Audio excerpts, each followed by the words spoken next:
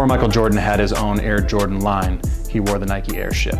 But the version he wore was not just the standard Airship that other players wore, it was modified specifically for him. The shoe was worn by Michael Jordan while they were still developing his Air Jordan line.